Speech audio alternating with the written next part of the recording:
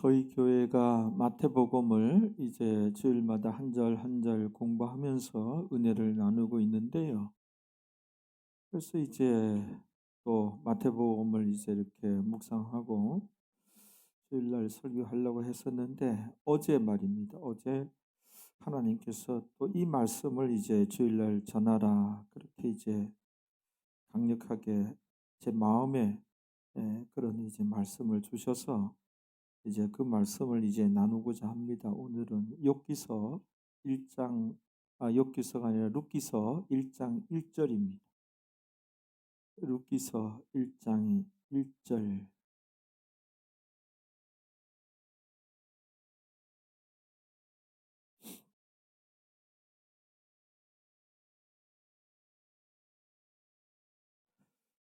머릿속에는 룻기를 생각하고 있는데 입에서는 왜 욥기가 나오죠? 참 이런 이상한 현상들이 이렇게 자꾸 일어나요.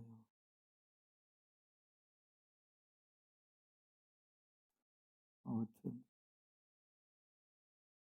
룻기서 1장 1절 찾으셨죠? 네, 다 같이 다 찾아보세요. 다 찾아보시고 우리 같이 봉독합니다. 사사들의 치리하던 때에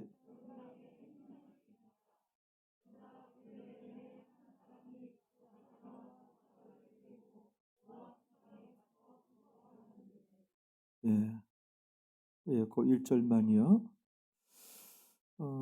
그 흉년이 닥쳐왔을 때 어떻게 해야 하나요? 흉년이 닥쳐왔을 때 우리가 어떻게 대처해야 되나요? 대처 방법에 대해서 사실 오늘 이 룻기 1장 1절에 흉년이 닥쳤는데 그 대처 방법이 틀렸어요. 잘못된 대처 방법이 나와요. 그래서 큰 이제 좋지 못한 일이 생기고 낭패를 당하게 되죠. 음? 그리고 왜 이제 이 구절이 왔는가? 그 땅에 흉년이 드니라 이 구절 때문에 룻기서 1장 1절이 본문이 되었습니다. 아무튼 오늘 말씀을 통하여 우리 서로 은혜를 나누시겠습니다. 흉년이 닥쳤을 때 어떻게 해야 되나요? 라는 제목으로 하나님 말씀을 나누시겠습니다. 오늘 본문이 어떻게 시작되죠? 우리 룻기서 1장 1절 다시 한번 우리 한번 읽어주시겠습니다. 잠깐만요. 사사들이로 해야 우리 국어에서 맞아요. 사사들이 치리하던 때에 예,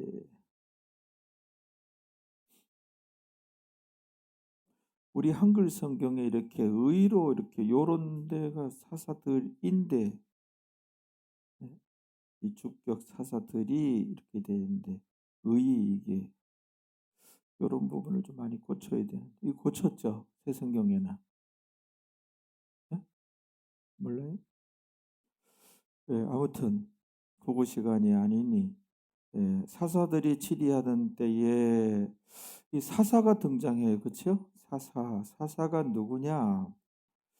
어, 이스라엘 백성들이 그 애굽에서 이제 430년간 종살이 하다가 전적인 하나님의 능력과 하나님의 은혜로 이들이 홍해를 건너 출애굽을 하게 되죠.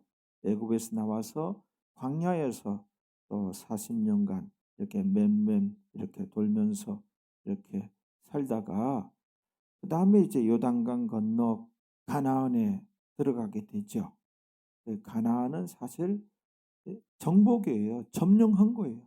다른 이민족들이 살고 있었는 데를 그들을 이제 다 쫓아내고 밀어버리고 거기를 이제 이스라엘 백성들이 이렇게 점령한 거죠. 가나안 땅이 소위 점령한 거. 우리 기독교는 참 진취적이고 적극적이고 운명론자 아닙니다. 이슬람 교도들은 그들은 그 운명론 그런 게 지배당해 있어요. 왕은 알라가 그렇게 정했대요. 왕이 되게끔.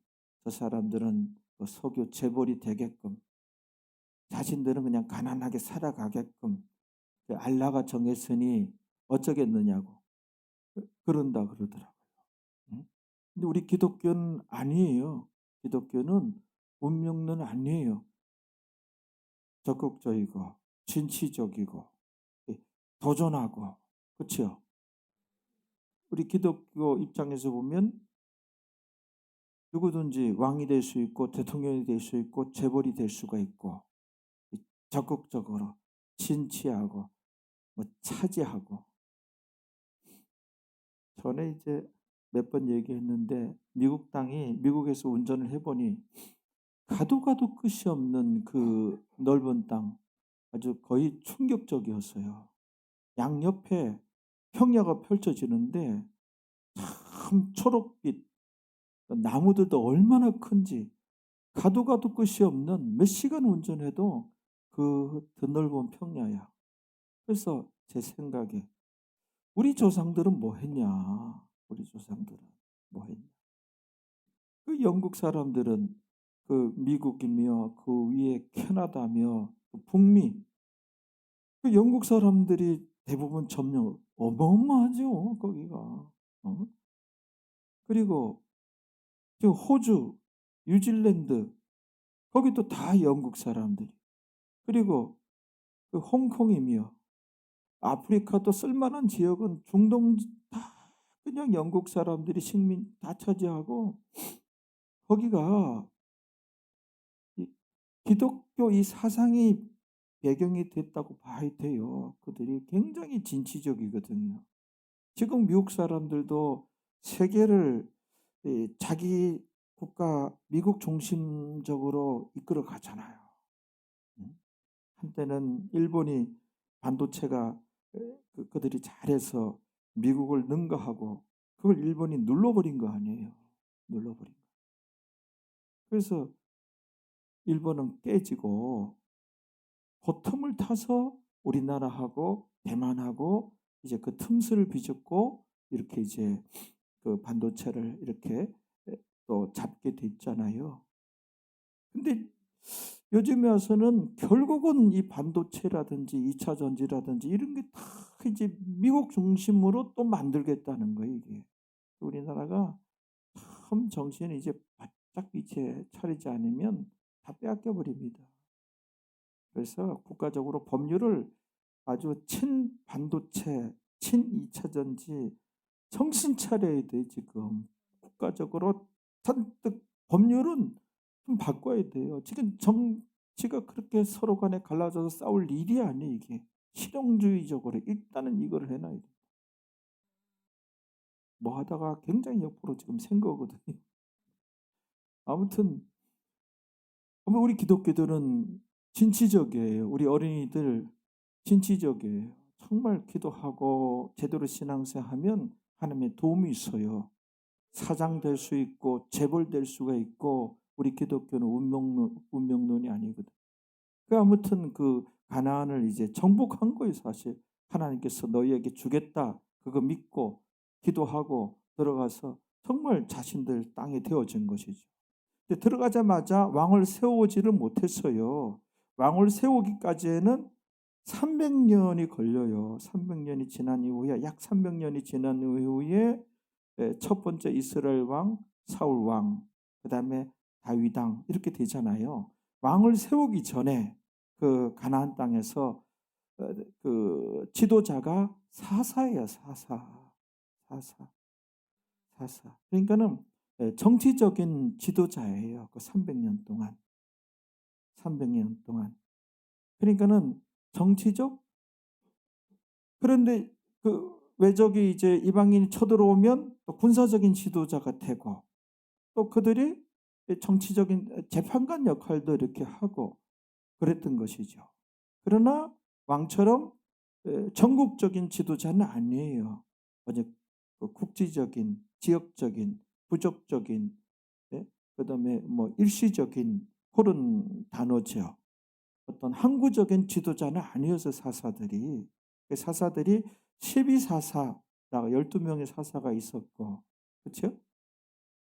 그다음에 13명이다 하는 주장하는 사람은 바락이라는 사람을 포함해서 13명의 그 사사다 얘기인데, 우리가 알고 있는 사사들이 누구 있죠? 삼손, 기드온이라든지 입다라든지 이분들이 사사예요. 또 여성 사사가 있어요. 드보라, 여성 사사. 우리 기독교는 남녀 평등이에요. 기독교는 남녀 평등이에요. 알겠죠? 그 모르는 분들은 그 이스라엘 역사가 보면 우리나라 조선시대 마냥 뭐 남전 여비 사상이 있는 것 같다, 그거 아니에요. 성경 보면은 남녀 평등이에요. 남녀 평등. 우리나라도 조선 넘어서서 고려 시대 가면은 여성들 그때 남녀 평등해. 여성 기업가도 있고 부모가 딸 자식, 아들 자식 똑같이, 이게 유교의 영향으로 이렇게 그렇게 돼버린 거거든요. 그러니까 고려 시대부터 해가지고 그쪽으로 가면은 남녀 평등이에요. 남녀 평등. 우리나라 성경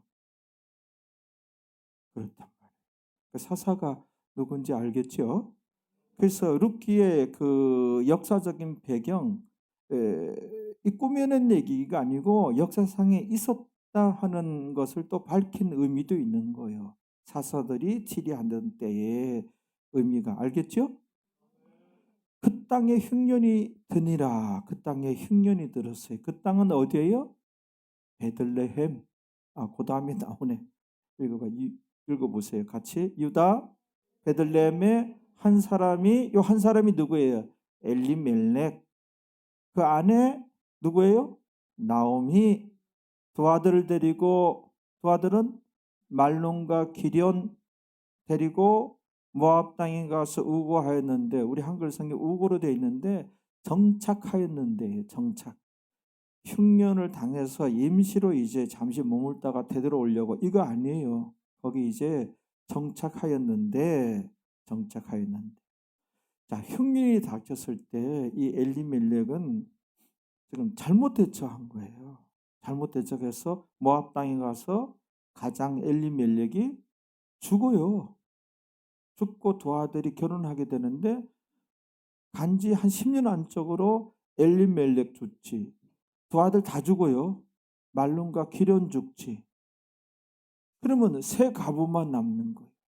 그 가족이 해산되어진 거, 깨어지는 거예요. 그래서 남자들이 죽자 살 길이 막막하니까 어떻게 해요? 오르바는 그 모압 땅 자기 본가 그 친정으로 가고, 이제 뭐예요? 오갈 데 없는 룻이 이제 나오미에게 붙어서 베들레헴으로 돌아오게 되어지는 것이죠. 요런 이제 내용인데, 여기서는 이제 잘못 대처했어요. 거기 그 땅에 흉년이 드니라, 거기 봅시다. 요 단어들 때문에 여기가 본문이 됐는데, 그 땅은 특별할 땅이에요. 베들레헴이. 베들레헴은 뭐예요? 예수님께서 나신 곳이잖아요. 이제 다음 주 이제 성탄절인데, 가나안 땅이 뭐 구별되어진 땅인데, 그 중에서도 또 구별되어진 그 땅, 특별한 땅, 예? 예수님께서 나신 땅, 여기가 떡집이라는 뜻이거든요. 생명의 떡집이라는 뜻이에요. 베들레헴이라는 단어의 뜻이. 그래서 특별한 지역인데, 이렇게 구별되어진 그 땅에 흉년이 드니라. 뭘 가르칩니까? 우리가 예수님 믿어도 흉년이 든다는 이야기예요. 신앙생활 잘해도 고난이 닥치고 흉년이 닥칠 때가 있다는 거예요. 우리 예수님께는 얼마나 고난이 많았습니까? 고난 없는 인생 아니었죠, 예수님도. 다윗도 하나님, 다윗을 향한 내 마음에 어쩜 너는 그렇게 쏙 드냐? 참 다윗이 참 신실한 신앙인이었고, 다윗도 얼마나 많은 흉년이 들었습니까? 늘 풍년이었나요? 많은 흉년이 들었어요. 사도 바울도 많은 흉년이 들었어요. 근데 뭐가 다르다는 것이죠? 하나님 백성들은, 예수 믿는 사람들은 흉년이 닥쳤을 때 어떻게 대처하느냐, 대응하느냐, 요게 다른 것이죠. 오늘 이제 요것을 이제 나누고자 하는 것입니다. 음? 자, 흉년이 닥쳤을 때 어떻게 우리가 대처해야 되는가? 예수 믿는 사람들은 어떻게 대처해야 되는가? 이게 이제 성경에 달랐는데요. 그 해답이 여러 군데 나오는데 누가복음 8장 22절로 25절 거기에서 우리가 해답을 찾아보겠습니다. 흉년이 닥쳤을 때 어떻게 해야 되는가? 그러니까 고난이죠. 고난과 시련과 역경과 아주 지독하게 해결되지 않는 그런 어려움과 문제들이 머물러 있으면 그때에 하나님 백성들은 어떻게 대처해야 되는가? 라는 질문이에요. 오늘 설교 내용은. 누가복음 8장 한번 띄워 보실래요? 우리가 여러 번 봤는데 여러분들 알고 있어서 이 말씀을 하세요. 보세요. 하루는 다 같이 22절 읽어봅니다. 하루는 제자들과 함께 배에 오르사 저희에게 이르시되 호수 저편으로 건너가자 하심에 이에 떠나 항해에 나섰어요. 요 배는 예수님이 타셨어요. 예수님이 타신 배예요. 그리고 제자들과 예수님이 함께 타서 이제 항해에 나섰단 말이에요. 항해할 때, 행선할 때에 그때 어떻게 예수님께서 23절 읽어봅니다. 시작. 행선할 때에 광풍이 호수로 내리침에 배에 물이 가득하게 되어 위태한지라. 보세요. 제자들이에요. 제자들이 탄 배예요. 거기는 예수님께서도 타셨단 말이에요. 예수님께서 얘들아 건너가자. 예수님께서 이제 명령하셔서 건너가게 되었단 말이에요. 그런데 여기에 광풍이 휘몰아치고 그 다음 절에 보세요. 위태한지라 24절에 배에 물이 이제 가득 차서 이들이 죽게 됐어요. 보세요. 여기에도 흉년이 닥친 거예요. 위태위태하게 된 거예요. 여기 그냥 벌러듣지 마세요. 우리가 인생 살아가다가 내가 그렇게 신앙생활 제대로 한다고 노력하는데 왜 이렇게 그 시련과 환난과 역경이 닥쳐오지? 그때에 잘 대처해야 돼요. 아는 것을 얻고 살아계신 하나님을 만나게 되는 것입니다. 저의 이제 인생에도 많은 고난과 시련이 있었어요. 그때 오늘 이제 가르친 대로 대처를 했는데요. 이제 나옵니다. 24절에 어떻게 대처해야 된다고 어떻게 했나요? 읽어보세요. 시작. 제자들이 주여 주여. 그러면 여기 딱 두 번 했을 거예요. 주여 주여. 성경에 기록되어야 되는 게 앞으로 딱 두 번만 기록되니까 스톱. 정말 두 번만 해야 돼. 이랬을까요? 주여 주여 주여. 그렇죠? 주여 주여 했을까요? 지금 막 광풍이 휘몰아치고 예수님은 그러니까는 성자 하나님이시야. 이런 하나님이셔요. 이런 환경에 우리 인생들은 못 자요. 못 자요. 배만 흔들려도 깨어나는데 주무시다니요 여기. 예수님은 성자 하나님이셔서 다 아시는 거예요 여기. 아무튼 예수님을 깨우잖아요. 그렇죠? 그래서 예수님께서 잠에서 깨어나셔서 바람과 물결을 꾸짖으니 이에 그쳐 잔잔하여지더라. 여기서 예수님을 깨웠고 예수님께서 이렇게 역사하셨고 주여 주여. 요거는 제자들이 주여 예수님이 깨웠다고 주여 주여 하는 것은 기도를 의미하는 거예요 지금. 그래서 예수님의 이름으로 우리가 기도하잖아요. 그래서 우리에게 환난이 닥쳤을 때 어떻게 해야 되는가? 그 대응법은 뭔가? 바로 기도예요. 기도. 보통 기도한 거 아니잖아요. 주여, 주여, 주여! 빨리 깨서서 우리 살려주세요. 여러분 정말 이 지독한 문제가 이렇게 우리 가정을 안 떠나가고 내 인생에게 머물러 있을까? 이 몇 년째냐? 10수년째냐? 지독하다. 아주 미친놈같이 기도하세요. 기도하시라고. 여자분들에게 미친 해서 니은이 붙어야 돼요. 아주 미친놈같이 기도를 해야 돼요. 그걸 가르치는 거예요. 점점 빼지 말고 하나님 살아계신 거 분명하고 우리가 말씀을 봅시다. 말씀은 생명이에요. 영의 양식이에요. 우리의 그 무엇보다도 중요하게 여길 규범이에요. 야고보서 5장 13절에 뭐라 말씀하셨어요? 이제 그 말씀 중심으로 구체적으로 들어가 봅니다. 야고보서 5장 13절에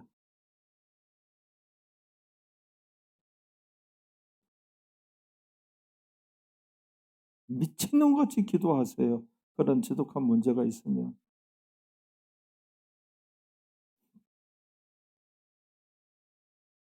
하나님 말씀입니다. 이 말씀도 하나님께서 지금 여러분들에게 주시는 거예요. 여러분들 한 사람 한 사람에게 이 말씀을 주시는 거예요. 오늘은, 이번 주는 우리가 그렇게 신앙인들은 믿어야 되고 아멘 해야 됩니다. 읽어봅시다. 너희 중에 고난 당하는 자가 있느냐? 이게 고난. 지금 환난을 당하는 자가 있느냐? 흉년을 지금 흉년이 닥쳤느냐? 어떻게 해라고요? 저는 기도할 것이요. 그랬잖아요. 저는 기도할 것이요. 기도할 것이요. 여기에 네 가지 교훈이 있어요. 그리고 즐거워하는 자가 있느냐? 이건 뭐예요? 풍년이 닥쳤느냐? 로또를 맞았느냐? 하나님 백성에게 얘기하는 거예요. 좋은 일이 생겼느냐? 풍년을 이제 맞이했느냐? 저는 찬송할지니라. 하나님의 은혜로 이제 풍년을 맞이했으니 하나님의 은혜임을 알라는 거예요. 좋은 일이 생긴 것은. 우리 구원 얻은 자들은 이래야 됩니다. 알겠지요? 다 하나님으로 말미암은 것이에요. 하나님의 은혜로 된 것이니 그 하나님께 감사하라는 거예요. 그 하나님을 찬송하고 찬양하라는 거예요. 왜요?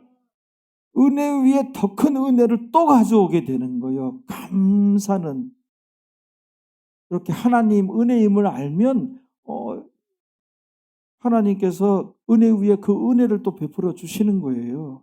그런 내용이 이 내용이 하나님 말씀이.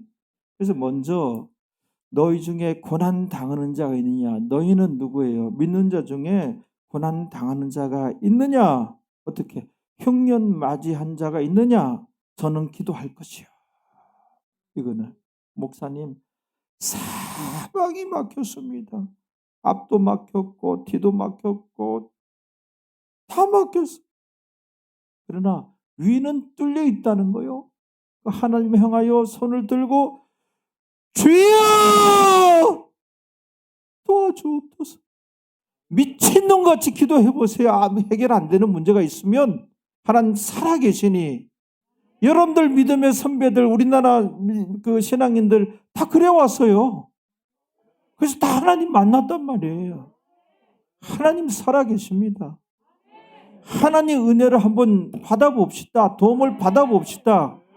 점점 빼지 말고. 왜 우리가 너무 이성적으로 계산하면 성경 믿을 거 아무것도 없어요. 못 믿어요. 이성적으로 접근하면은. 하나님 말씀이잖아요. 하나님께서 친히 말씀하셨잖아요. 믿어봅시다. 믿어봅시다. 믿어보자고요. 여기에 이제 그 5가지 교훈이 있는데, 먼저 너희 중에 고난 당하는 자가 있느냐? 저는 기도할 것이요. 여긴 4가지 교훈이 있어요. 이 4가지 교훈을 먼저 한번 나눠보겠습니다. 너희 중에 고난 당하는 자가 있느냐? 저는 기도할 것이요. 첫째로, 고난 당했으면, 흉년 당했으면 하나님께서 너 나와 특별 교제를 나누자 이러시는 거예요. 지금 특별 교제를 나누자, 이런 사인이에요. 여러분들 삶의 환경에 어떤 해결 안 되는 지독한 문제가 있습니까? 흉년 흉년당한 거예요. 시련과 환난과 역경 가운데 있는 거예요. 다윗을 보십시오. 미친 사람같이 기도했어요. 그 왕인데도 뭐 권력이 없었습니까? 돈이 없었습니까? 똑똑하다고요? 사도 바울도 하버드 대학 박사학위 그 당시 해당되어지는 그런 고등학문 교육을 받은 똑똑한 논리적인 사람이에요. 논리적인 사람이에요. 그가 얼마나 하나님께 매달려 기도했나요? 얼마나 똑똑하다고. 여러분들 너무 신앙생활은 그렇게 이성적으로 논리적으로 항상 그렇게 접근해서는 안 되는 거예요. 어차피 이 마당은 영적인 거예요. 신령한 것이란 말이에요.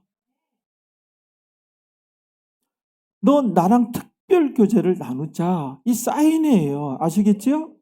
그러면 이제 오늘 설교 들었으니 예 알겠습니다. 하나님 특별 교제를 나누자고요. 이렇게 알아차려서 어떻게 해야 돼? 특별 하나님 영이신 하나님과 특별 교제는 뭐예요? 더 기도하고요. 미친 사람같이 기도하고요. 은혜가 있습니다. 기적이 있습니다. 기적이 있습니다. 우리 딸이 그 들어간 대학에 200점 넘는 점수가 더 맞은 애는 떨어졌어요. 200점이 떨어졌어요. 근데 걔는 붙은 거예요. 걔는 하나님의 은혜가 있더라니까요.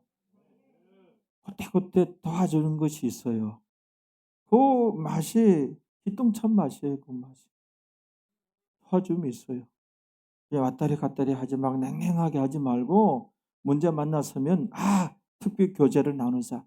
더 기도하고 더 찬양하고. 혼자 고난 당했을 때 찬양해 봤어요? 찬양 중에 얼마나 하나님의 은혜가 있는데. 참 하나님 살아계셔서 위로해 주시고요. 길을 보여주시고요. 찬양 중에 응답이 있습니다. 응답이 있습니다. 이런 걸 경험하세요. 특별 교제를 나누자. 더 찬양하고 더 기도하고. 또 성경을 읽어보세요. 성경 읽는 가운데도 그렇게 그때는 왜 이렇게 은혜가 되는지 몰라요. 은혜 받을 기회가 온 거예요. 찬스가 온 거예요. 등 따스고 배부르면은 자꾸 그냥 덜 기도하게 되고 이렇게 돼요. 근데 그 고난 중에 이런 고난과 흉년을 주는 의도는 그거예요. 하나님이 다 하나님의 사람으로 만들고자 하는 의도이에요. 의도이에요. 그래서 더 자꾸 하나님을 만나는 거죠. 기도 더 하고 찬양하고 말씀 보고 또 더 전도하고 나서 보세요. 정말 그 옛날에 그 선지자 같기도 하고 그 전도자 같아요. 그 순례자의 노래가 와닿게 되는 거예요. 우리 순례자의 노래라고 복음성가 있잖아요. 그 그림만 봐도 와, 저 사람이 나 같아. 그런 순간들이 있어야 돼요. 그래야 그 찬양 부를 때 입으로만 부르지 않고 가슴으로 부르게 되고 느끼게 돼요. 진짜 고난 중에 찬양을 해봤느냐. 찬송가 있는 찬양도 얼마나 은혜가 되는지 몰라요. 복음성가도 은혜가 되는 하나님과 자꾸 만나. 그러면 뭐예요? 하나님 닮아가는 거예요. 더 영적인 사람이 돼. 더 하나님의 사람이 되는 거예요. 알겠죠? 그런 의도가 있어요. 지금 우리가 구원 얻고 나서 다 냉랭하고 영적인 유아 단계에 어느 때까지 성장 없이 거기에 머물러 있을 겁니까? 우리가 뭡니까? 영적인 교제를 나누자. 자꾸 하나님 만나는 시간 같다면 닮아가요. 부부가 살다 보면 참 많이 닮았다 이렇게 되잖아요. 하나님 만나다 보면 더더 하나님의 사람이 되는 거예요. 전에도 얘기했지만은 형사들이 맨날 이제 그 깡패들, 도둑놈들, 그들 사진 보고 컴퓨터 띄워서 얼굴 인상착의 이제 다 여러분 보고 추적하고 현장에 나가서 잠복 근무하고 이 사람이 그 사람과 지나가는 사람들, 거기 들락나는 하는 사람들 자세히 보잖아요. 형사들이 이 깍두기 머리 하면 외모는 이게 깡패인지 형사인지 도둑놈인지 외모는 비슷하게 되어가요. 닮아. 화분 색깔의 식물들이 화분 색깔 비슷하게 녹색도 진한 녹색, 연한 녹색, 화분 색깔 비슷하게 되는 그런 식물들도 있어요. 자꾸 하나님 만나가면 우리가 거룩해지고 더더욱 하나님 사람이 되는 거예요. 그래서 보면은 기도 많이 하는 사람이 있고 기도 적게 하는 사람이 있어요. 기도 많이 하는 사람이 훨씬 더 영적인 사람이 돼요. 영적 감수성이 굉장히 있고 굉장히 높아요. 훨씬 더 하나님 가까이에 있는 사람이 돼요. 아주 성령 충만한 사람이 되고 얼마나 신령한 사람이 되는지 몰라요. 요런 사람이 친구들이 있어야 돼요, 친구들. 맨날 백화점 가자, 뭐 어디 싸게 하더라, 어디 그 마트 오픈했다 가서 그릇이라도 받으러 가자. 그리고 진짜 기도 많이 하는 친구들 좀 달라요. 그분들은 수준이 달라요. 얼마나 영적인지 몰라요. 그렇단 말이에요. 그래서 너희 중에 고난 당하는 자가 있느냐? 저는 기도할 것이요. 이때는 야, 나와 더 깊은 교제를 나누자, 특별 교제를 나누자. 이런 사인이 이렇게 말씀 지금 하고 계시는 거예요. 어떻게 이제 대응해야 될지 알겠죠?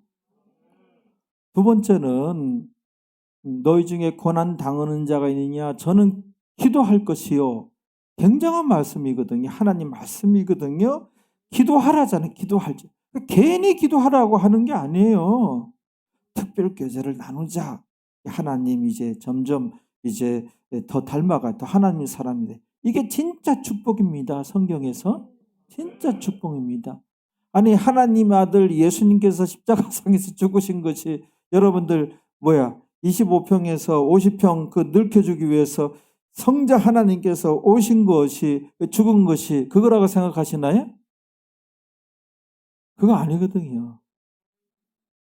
첫째는 우리가 진짜 더 하나님의 사람이 되어야 돼요.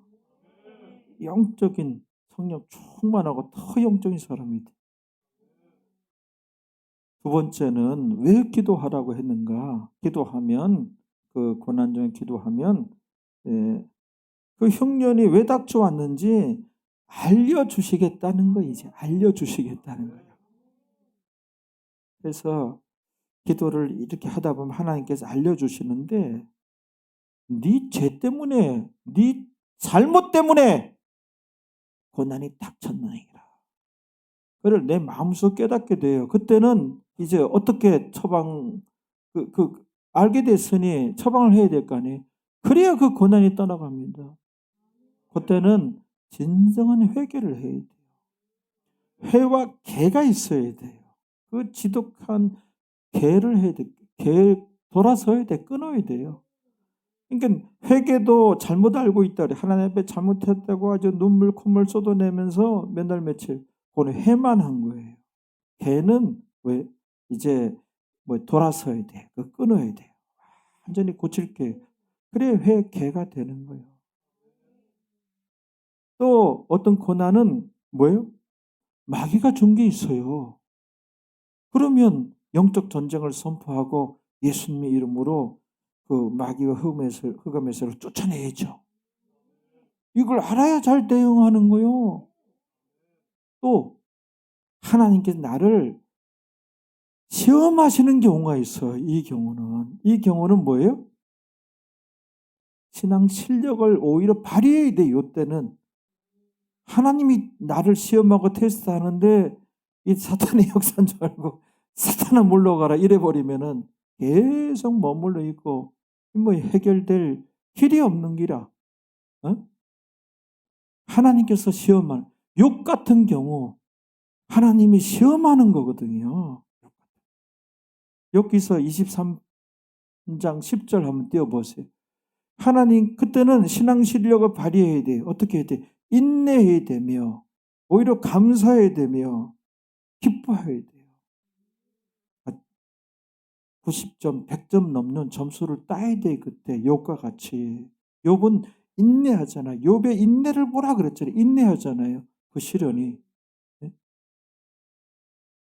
내 잘못이면 회개하면 되는데 욥과 같은 경우는 자기 잘못은 아니거든요. 하나님이 지금 시험해 보는 거예요. 신앙 실력이 얼마만큼 더 큰 복을 주기 위해서 그런 거죠. 갑절의 복을 받잖아요. 이왕 받은 복도 욥은 굉장히 많은데 이 시련 인내하고 통과하고 나니 갑절의 복을 욥이 받게 되잖아요.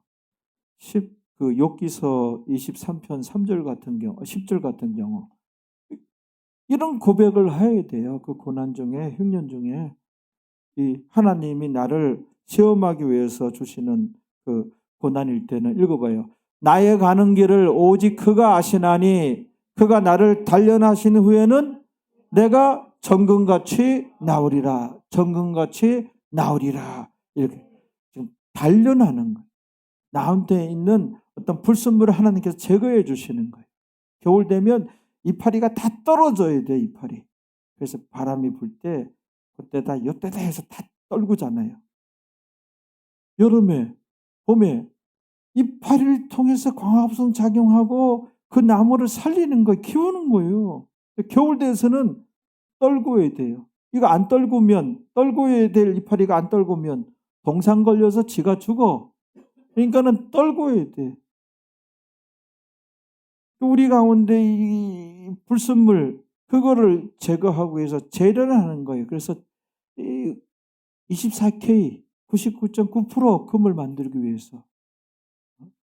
이런 여러 가지 의미가 성경에 있단 말이에요. 왜 그게 왔는지 알려주기 위해서 고난이 닥쳤느냐? 흉년이 닥쳤느냐? 기도하라. 하나님께서 기도하라. 그러신 거예요. 세 번째는 너희 중에 고난 당하는 자가 있느냐? 흉년 만난 자가 있느냐? 저는 기도할 것이요. 기도하면 뭐예요? 도와주시겠다는 거예요. 그 시련과 환난과 역경으로부터 건져내 주시겠다는 말씀이에요. 기도하라. 괜히 뻥친 거예요? 괜히 폼지었고 얘기한 게 아니에요. 그 흉년에서 건져주시겠다는 거예요. 도와주시겠다는 거예요. 이런 얘기. 한번 그 청구서 한번 올려봐라. 견적서 올려봐라. 이 얘기예요. 그럼 도와주시겠다는 거예요. 예를 들어서 은혜가 시집가기 전에 아빠한테 아빠 명품 가방 뭐 있어요? 네, 아무튼 명품 가방 그 사달라고 아빠를 조르는 거야. 그 맨날 며칠. 이 양집사님이 생각해 볼 때, 저게 한 500은 갈 건데. 근데 자꾸 조르는 거야. 근데 어느 날 갑자기, 얼마 하는데? 그런 마음이 열린 거야. 이제 좀 사줄 마음이 있는 거야. 견적서 한번 올려봐라. 청구서 한번 올려봐라. 구체적으로 딱 떨어지기 얼마 되는지 알아봐라. 이건 99% 사주겠다는 거야, 이게. 하나님께서 고난 당하는 자가 있느냐? 저는 기도할 것이요. 도와주시겠다는 거예요. 건져주시겠다는 거예요. 이게 배목사가 얘기가 아니라 야고보서 5장 13절에 너희 중에 고난 당하는 자가 있느냐? 흉년 맞는 자가 있느냐? 저는 기도할 것이요. 이건 도와주시겠다는 의미가 있는 거예요. 환난 날에 나를 부르라. 환난 날에 나를 부르라 그랬어요. 하나님께서. 내가 너를 건지리니 건져주신다 그랬어요. 그래야면 너는 나를 영화롭게 하리라. 이렇게 살아계신 하나님 만나면 하나님을 영화롭게 하는, 하나님께 영광을 더 올리는 성도가 되는 거죠. 그 코스가 그렇다는 것이에요. 그렇다는 거죠. 우리 하나님이 맨날 우리 경배만 받고 저 멀리 구만이 장천의 보좌에만 앉아 계시는 분이 아니에요. 우리 곁에 와 계신 분도 돼요. 무소부재 특별한 장소에만 머물러 있는 분이 아니에요. 거의 동시에 두루. 이 두루라는 단어가 얼마나 좋은 단어인지. 어느 교회가 이름이 두루교회야. 한 발 놓쳤구나. 두루. 근데 그 교회가 건축해서 옮기더니 교회 이름을 바꿨어. 왜 좋은 이름을 저렇게 버릴까? 내가 차지할까? 두루. 처음에 교회 이름을 두루교회라 해가지고 좀 특이하잖아요. 거기다 밑자 하나만 넣으면 두루미인데. 두루미교. 두루 성경에 봤더니 예수님께서 두루 다니면서 가르치시고 두루 다니면서 전도하시고 두루 성경에 얼마나 많이 나오는지 몰라. 와, 이게 왜 나한테는 안 보였어? 그 목사한테 은혜가 임하고 저한테는 은혜가 안 임했던 거예요. 그래서 교회 이름을 시흥시에서 시와 땡땡땡 교회 많이 부흥했어요 그때. 그래서 등록된 숫자만 해도 한 500명 정도. 그때가 전성시대였나 봐요.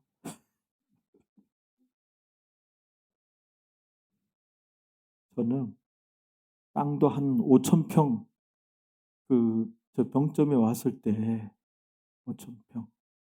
그래서 전사님이 땅 삽시다, 땅 사세요 그랬어요. 얼마나 현명한 놀라운 말씀인지.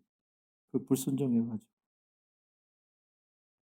그럼 그 앞에 있는 주택들 그때 쌌어요. 2채 샀어요. 2채 사면은 그 합쳐버리면은 큰 땅. 거기 낡은 시골집 같은데 병점에 왔을 때 새벽이면 장닭이 우는 거야. 얼마나 목가적이고 야 내가 이런 경험도 하는구나. 굉장히 좋았어요. 그런 분위기들이. 장닭이 울고 병점역은 내 대학 다닐 때 80년대 그 재물포역이 더 좋았네. 완전히 너무 정서적이야. 병점역이 그 앞에가 정겹더라고요. 마음이 포근해지고. 그 주공 1차 앞에 럭키 슈퍼 있는데 도로 있는 사람들이 그냥 건너 그냥. 놀랬어. 야, 이 신호등으로 건너야 되는데 그냥 건너. 얼마 지나니까 나도 그냥 건너고 있어. 굉장히 정겨운 동네였어. 근데 그때 제가 40대는 몸이 많이 아팠어요. 몸이 많이. 51살 되니까는 건강이 회복돼 40대는. 뭐 이런 인생이 있는가. 언제 한번 뭐 시간 되면 자세히 그때 간증할게요. 제가 저 힘든 시기를 보냈거든요. 지금은 뭐 많이 좋아졌어요. 여러분들 아는 당뇨 말고도 또 지병이 또 있었어요. 당뇨도 힘든 건데. 아무튼 봐봐요. 그 다음에 네 번째로 너희 중에 고난 당하는 자가 있느냐? 저는 기도할 것이요. 아니, 요 말씀 듣고 나는 하나님의 자녀인데 그리고 제대로 신앙생활하려고 좀 결단하여 노력하는 것이 한두 가지가 아닌데 응? 그럼 하나님께서 알아가지고 이렇게 해결해 주실 것이지 전지전능하시고 사랑의 하나님이시잖아요. 그러면 하나님께서 알아가지고 그냥 해결해 주실 것이지 또 치워주시고 건져내 주셔도 되잖아요. 하나님께서. 그런데 꼭 기도하라. 이건 무슨 의미인가? 이런 의미가 있어요. 우리가 이렇게 생각할 때가 많잖아요. 하나님 우리 형편 다 하시고 전지전능하시고 우리가 이제 어떤 고통 당하기 전에 이렇게 함정에 빠져서 허우적되기 전에 미리미리 함정을 덮어주신다든지 빠졌으면 냉큼 이제 끄집어내 주시든지 기도하지 않아도 전능하시니 아들이니 이 세상 주인이시니 하나님이 그렇게 해 주실 수 있는데 왜 이렇게 기도하라 그러셨을까? 여기에는 이런 뜻이 있어요. 요런 질문을 많이 제기해요. 제가 옛날에 처음에 이제 목회했을 때가 7만 명 모이는 교회 이제 부교육자로 배치받은 데가 대학 선교회. 교수가 이제 교수 출신 목사가 지도하고 있었는데 죽쓰고 있었어요. 애들이 이제 다 이제 그냥 나가버리고 성도가 7만 명이면 대학생들 몇백 명 돼야 된다고. 근데 한 30명 이렇게 나가버리더라고요. 다 나가버리고. 그 제가 해서 그때 이제 부흥이 많이 됐어요. 애들도. 그때도 이제 300명 출석, 400명. 대학생들 또 대학원생들 신대원생도 있었으니까. 나보다 사실 실력은 더 좋아. 아는 걸 성경적인 더 많이 알아. 내 뭐 있어? 그때는 무대뽀로 기도만 한 거야, 기도만. 그거는 내가 얘들 앞서갈 수 있겠다. 그래서 기도가 굉장히 최고로 좋은 건 다 필요 없어. 기도 많이 해야 돼. 그거로 해가지고 그냥 툭 하면 기도하자 해서 교회 기도굴이 있거든요. 기도굴 들어가서 기도하고 또 기도하자. 기도하고 목사 기도해야 돼. 기도하자. 그때가 부흥했어요. 정집사님. 그때가 부흥했어요. 순수하게 나가서 하나님 도와주셔야 아니 성경을 가르쳐 달라는데 나보다 더 많은 아는 신대원생들을 그때 카이스트도 있었고 다 연대, 고대 뭐 좋은 대학 애들 얼마나 많은지 몰라. 대학원생도 있었어요.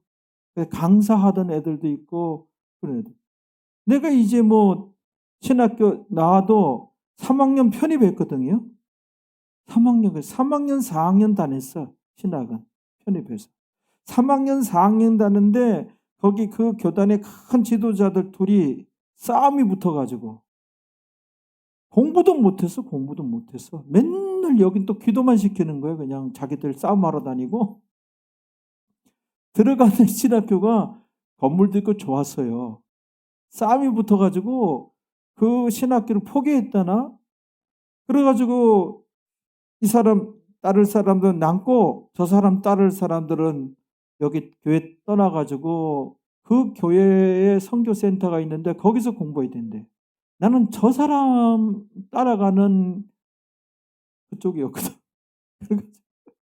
그 좋은 양평동이 있었어요. 그 양평동 있었는데 그 해서 불려가 거기 졸업을. 그래서 공부도 못했어. 근데 그때 기도해서 그때 많이 부흥이 됐죠. 옆으로 많이 샜는데 어쩌다가 샌지도 모르겠어 지금. 아무튼 예? 맞아요. 왜 그 하나님 그때 그런 질문을 많이 받았어요 대학생들한테. 하나님 다 아시잖아요. 아시지. 그러면 사랑의 하나님이시잖아요. 사랑도 많으신데 미리미리 은혜 주시고 도움 주시고 해결해 주시고 하나님께서 하고자 하시면 가능하죠. 근데 그렇게 안 해요. 왜냐하면은 이 두 가지 이유인데 첫째는 하나님이 영이시기 때문에 당신이 살아계시고 당신이 계시다는 것을 드러낼 수 있는 가장 그 찬스가 우리가 고난 당하고 어려움 당할 때 그렇죠? 그다음에 기도해서 응답해 주시고 도와주시잖아요. 그때에 하나님 살아계시는구나. 하나님 정말로 계시는구나. 이렇게 그때 영이신 하나님을 그때 이렇게 효과적으로 잘 만나게 된다는 거예요. 그거를 이제 놓치지 않는다는 거예요, 하나님께서. 그게 참 중요해요. 그리고 두 번째는 얘기 들어보세요. 이게 참 중요한 얘기인데 하나님께서 미리미리 도와주시고 해결해 주시고 허락해 주시고 응답해 주시고 미리미리 해 주신 것이 사실은 있다 없다? 많이 있다예요. 그런데 그것을 우리는 그때 역시 좋으신 하나님이십니다. 하나님 살아계시는군요. 하나님 찬양합니다. 영광 받아 주옵소서. 안 그래요. 당연시해요.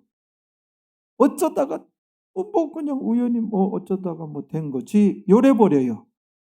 하나님이 누구신데? 어떤 경우가 그래요? 자, 우리가 성경적으로 보면은 내 아내를 그 사람을 아내로 만나고 내 남편, 교회도 마찬가지. 내가 왜 이 교회 다니게 됐지? 왜 저 목사님이 내 목사님이 됐지?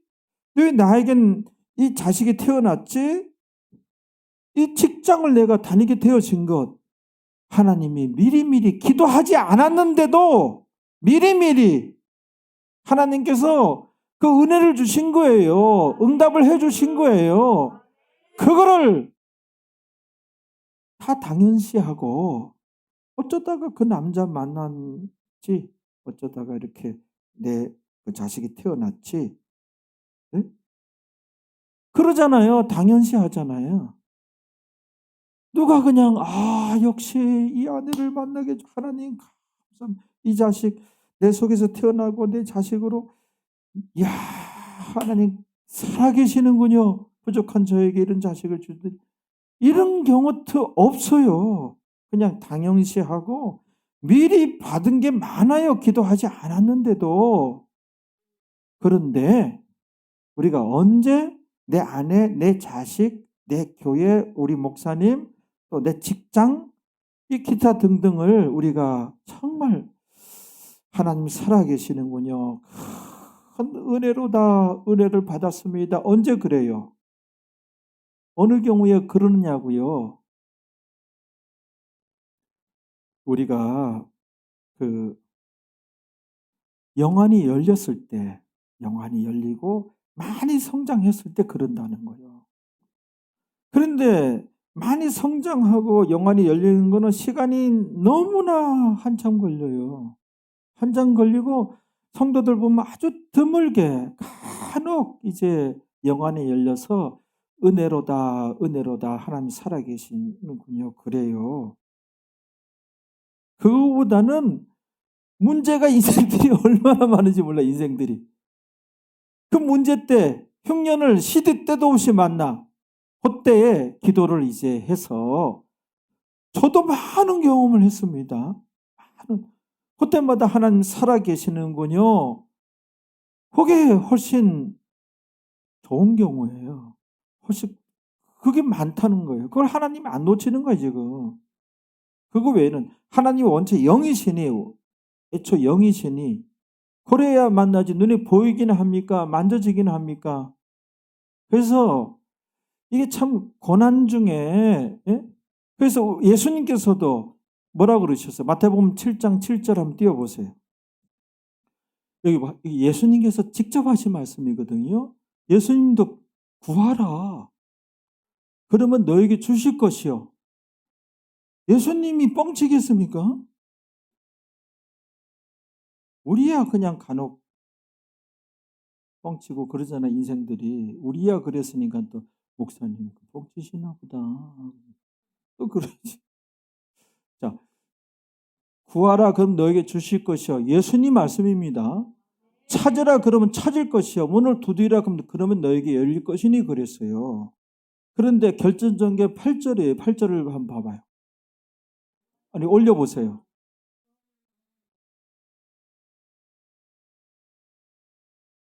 네. 구하는 이마다.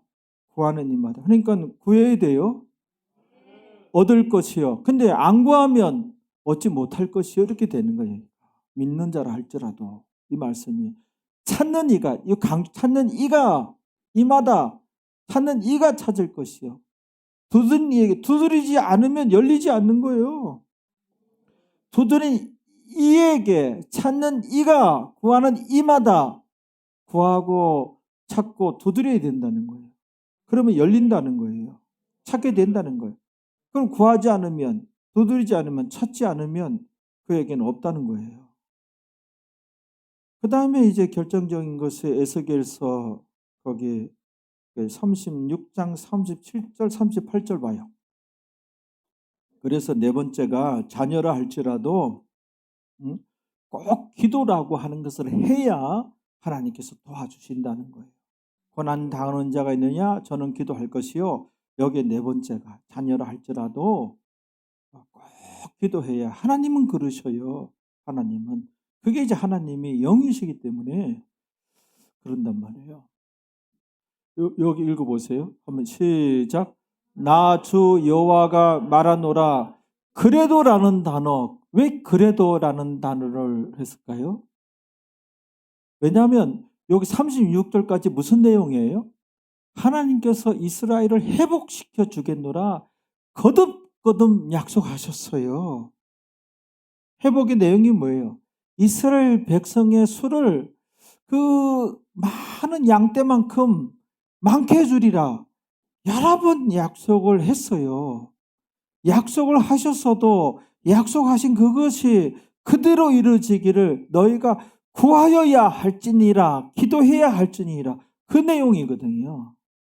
그래서 나 주 여호와가 말하노라, 하나님 말씀에 그래도라는 요 단어 알겠죠? 그래도 그렇게 내가 여러 번 그 약속을 하였어도 그래도 어떻게 이스라엘 족속이 이와 같이 자기들에게, 이스라엘 족속이, 하나님 백성들이 이와 같이 하나님 약속하신 것이 자기들에게 이루어 주기를, 하나님께서 이루어 주시기를 내게 하나님께 구하여야 할지니라, 기도하여야 할지니라. 성경은 약속의 말씀에 이렇게 해주겠다는 거예요. 그런데도 여러 번 말씀하셔도 구하여야 할지니라. 그 약속하신 것이 구체적으로 나의 가정에 이루어지기를 구하여야 할지니라, 기도해야 할지니라. 그런 말씀이에요, 이게. 알겠죠? 할지니라. 나오잖아요. 그게 약속한 게 뭔가, 거듭 약속한 게. 내가 하나님께서 이스라엘 백성들의 인수를, 그 쪽수를, 백성의 수를 양떼같이 많아지게 하되, 올려봐요. 38절. 제사드릴 양떼, 곧 예루살렘 정한 절기의 양떼같이, 많은 양떼거든, 양떼같이. 그 예루살렘 그 이제 포로에서 돌아와서 보니 황폐한 성읍에 사람의 때로 이스라엘 백성들로 채우리라. 이게 약속이에요. 약속을 하였어도 그 약속이 이루어지기를 기도해야 된다잖아요. 왜 그랬는가 이제 나오잖아요. 여기 중요해. 이제 그리한즉 읽어봐요. 바로 요 내용에 그리한즉, 이렇게 하나님께서 이제 너희 백성이 이제 저 많은 양떼 마냥 많아지리라 여러 번 약속했었어요. 이스라엘 회복에. 그게 그래도 약속을 하셨어도, 말씀하셨어도, 그 하나님께서 약속하셨어도 그래도 너희가 그 약속이 그대로 이루어지기를 구하여야 할지니라. 그렇죠? 자, 그리하면 어떻게 되는 거예요? 그리하면, 그리한즉 그들이, 이스라엘 백성들이 나를 여호와인 줄 알리라. 하나님 살아계시다는 것을 알리라. 고백하리라. 기도해서 응답받고. 이런 깊은 의미가 있는 거예요, 이게. 알겠죠? 그 다음에 너희 중에 고난 당하는 자가 있느냐? 저는 기도할 것이요. 그 다음에 즐거워하는 자가 있느냐? 있죠? 즐거워하는 자가 있느냐? 왜? 찬송할지니라 그랬잖아요. 여기에는 이제 한 가지 의미가 있어요. 좋은 일이 생겼느냐? 로또에 당첨됐느냐? 하나님의 은혜임을 알라. 은혜인이 하나님께 감사하라는 거예요. 하나님 찬양하라는 거예요. 하나님께 찬송하라는 거예요. 그러면 어떻게? 은혜 위에 은혜를 받고 더 큰 은혜를 불러오는 거예요. 그게 감사를 해야 돼요. 여러분, 하나님의 은혜를 받았으면 꼭 감사를 해야 돼요. 감사해야 돼요. 우리가 사람을 누구 이렇게 참 나눠주고 도와줬는데도 아무런 이제 감사하다는 말도 없고 그러면은 좀 그렇잖아요. 그래서 참 고맙습니다. 감사했습니다. 그러면 또 이제 도와줄 마음이 인생들도 생기듯이 하나님께서는, 하나님 말씀하셨어요. 더 큰 은혜를 받게 돼요. 요거는 이제 은혜를 기억하고 찬송할지니라, 그게 이제 하나의 은혜로 된 것이니 하나님께 감사할지니라, 찬양할지니라, 하나님의 은혜임을 알지니라, 그런 내용. 그래서 꼭 이제 받은 바 은혜에 대해서 감사 표현하는 여러분들이 되시기를 바랍니다. 우리가 누가복음 17장 이와 관련해서 11절에 거기서 보면 답이 나옵니다. 17장 11절로 19절 한번 읽어봅니다. 예수님께서 예루살렘으로 가실 때 사마리아와 갈릴리 사이로 지나가시다가 한 촌에 들어가시니 문둥병자 10명이 예수님을 만나 멀리 서서, 이 문둥병자는 그 당시에 격리돼 있어요. 천형이라 그래가지고 마을 저 어기나 마을 저 후미진 곳에 한 마을에 못 살았어요. 요 문둥병자들은 뭐예요? 그 불신자의 모형이에요. 믿지 않는 자들 모형이에요. 그런데 그 문둥병자들이 어떻게 예수님께, 읽어봅니다. 예수님께서 예루살렘으로 가실 때 사마리아와 갈릴리 사이로 지나가시다가, 이게 읽은 거 아니에요.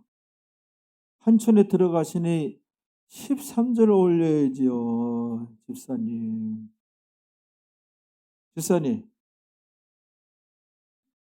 13절, 13절. 정신 차려서 하셨죠. 이제 권사님 되실 분이 1월 말에 권사님들 세웁니다. 안수 집사님하고. 세웁니다. 권사를 세웠더니 세우면 잘하시겠네. 지난번에도 권사 안수 집사 세우니까 놓고 나니까 진짜 권사가 되고 안수 집사.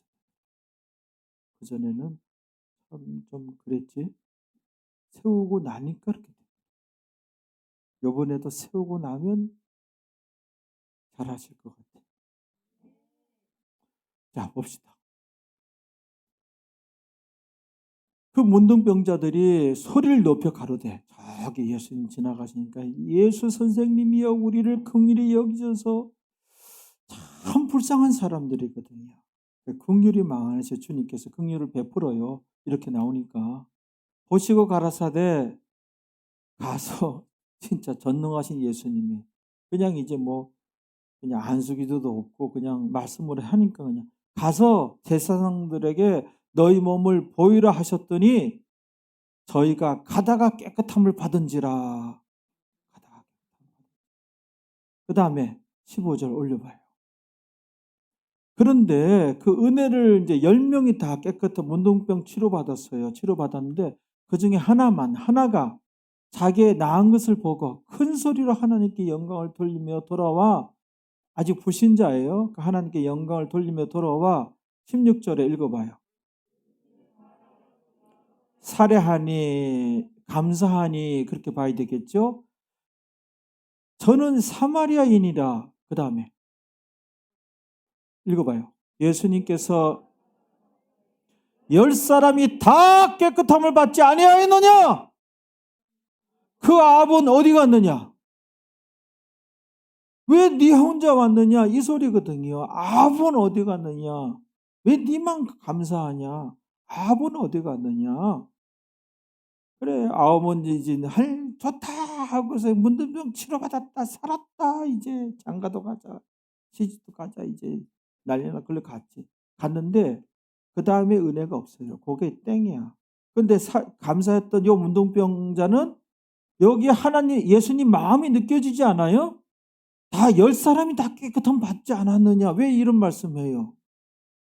나머지 아합은 어디 갔느냐? 그 아합은 어디 갔느냐 그러시잖아요. 받은 바 은혜에 감사가 있어야 돼요. 그 다음에 18절 읽어봐요.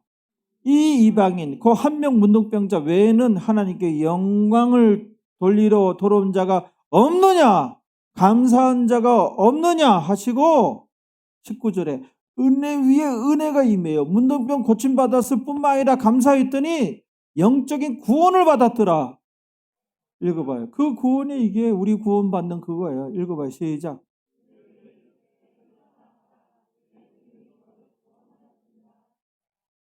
그렇죠. 그 다음에 그 위에 구원이 임하게 되는 거예요. 구원이. 시간 관계상 딱 떨어지는 구절이 있는데 그걸 이제 언젠가는 또 찾게 되겠죠. 그러므로 우리가 흉년이 닥쳤을 때 참 이제 좀 차별성이 있어야 돼요. 예수 안 믿는 사람과 다르게. 그렇죠? 예, 오늘 말씀을 꼭 명심하시기 바랍니다. 예, 우리 시간이 많이 갔으므로 우리 다 같이 잠시 기도합니다. 가슴에 손을 얹으시기 바랍니다. 오늘 이제 가르침을 저희가 잘 명심하겠습니다.